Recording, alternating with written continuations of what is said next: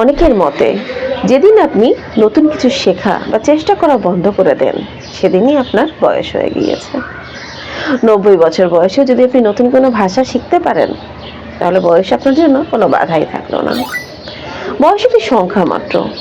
বয়স কখনো আপনার কোনো কাজ করার পক্ষের সম্ভাবনা নিয়ন্ত্রণ করে না। আপনার বয়স দেখে এটা বোঝা যায় না যে আপনি পারবেন কি পারবেন না। বয়সের সাথে এটা সম্পর্কিত নয়। আপনি 100 বছর বয়সেও যদি সক্রিয় থাকতে পারেন মানসিক এবং শারীরিকভাবে, তবে বয়স কিন্তু আপনার জন্য কোনো বাধা হলো না। কিন্তু যদি মাত্র 20 বছর বয়সেই আপনি হতাশায় ডুবে থাকেন, তো সেই মাত্র 20 বছর বয়সটাও কিন্তু আপনার জন্য অনেক বেশি অতিরিক্ত হয়ে গেছে। সাধারণত 60 থেকে 65 বছর বয়সী মানুষকে আমরা বয়স্ক মানুষ বা সিনিয়র সিটিজেন বলে থাকি, কারণ এই সময়ে শক্তি, মেটাবলিজম এবং রোগ প্রতিরোধ ক্ষমতা কমতে শুরু করে।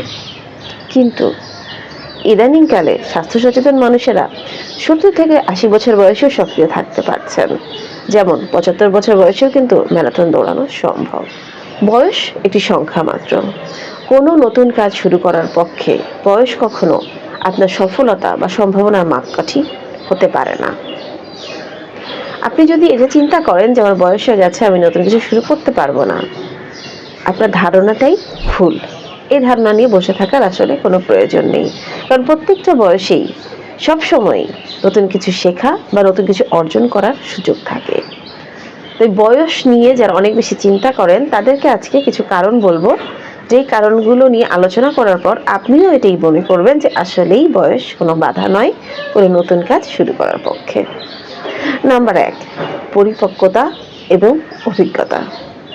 বয়স হওয়ার সাথে সাথে মানুষের জ্ঞান, ধৈর্য এবং বাস্তব অভিজ্ঞতা বৃদ্ধি পায়, যা তাকে উদ্বুদ্ধ করে নতুন কাজ শুরু করতে এবং নতুন কাজে সে তার এক্সপিরিয়েন্সগুলো কাজে লাগিয়ে দারুণ ফলাফল নিয়েও আসতে পারেন। উদাহরণ হিসেবে বলা যায় KFCর প্রতিষ্ঠাতা কর্নেল স্যান্ডার্স 65 বছর বয়সে ফ্রাইড চিকেনের নতুন একটি রেসিপি নিয়ে এসে সম্ভাবনার নতুন দুয়ার খুলে দিয়েছিলেন। নাম্বার 2, আত্মবিশ্বাস এবং দৃষ্টিভঙ্গি। একটু বয়স হয়ে যাওয়া ব্যক্তিরা সমাজের চাপ এবং প্রত্যাশাকে দূরে সরিয়ে রাখতে পারেন। খুব বেশি চিন্তা তারা সমাজ নিয়ে করেন না, বরং তারা নিজেদের প্যাশন অনুসরণে উৎসাহী থাকেন। উদাহরণ হিসেবে বলা যায় জুলিয়া চার্ল, যিনি একজন বিখ্যাত শেফ, 50 বছর বয়সে ফ্রেঞ্চ কুকিং শিখে টেলিভিশনে তার ক্যারিয়ার শুরু করেছিলেন। দেখলেন তো, বয়স এক্ষেত্রেও কোনো বাধা হয়ে দাঁড়ায়নি তার জন্য। নাম্বার 3, প্রযুক্তি এবং শেখার সুযোগ। আজকাল ইন্টারনেট, কমিউনিটি রিসোর্স এবং অনলাইনে অন্যান্য কোর্সের মাধ্যমে যে কোনো বয়সেই যে কেউ নতুন দক্ষতা শিখে নিতে পারেন। যেমন আজকাল 80 বছর বয়সেও কোডিং শিখে নতুন অ্যাপ তৈরি করছেন অনেকেই। নাম্বার 4, জীবনের অর্থ খোঁজা।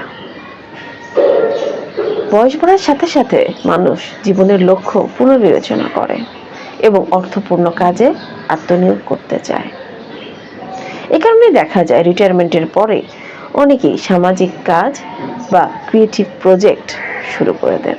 নাম্বার 5, স্বাস্থ্য এবং সক্রিয় জীবনযাপন। স্বাস্থ্য সচেতনতা বৃদ্ধির কারণে মানুষ এখন অনেক বেশি অ্যাক্টিভ এবং নিজস্ব কাজের ব্যাপারে অনেক বেশি অ্যাক্টিভিটি দেখাতে পারছে। এই কারণেই 75 বছর বয়সে ম্যারাথন দৌড়ানো বা ফিটনেস ট্রেনার হওয়া এখন আর অস্বাভাবিক মনে হয় না।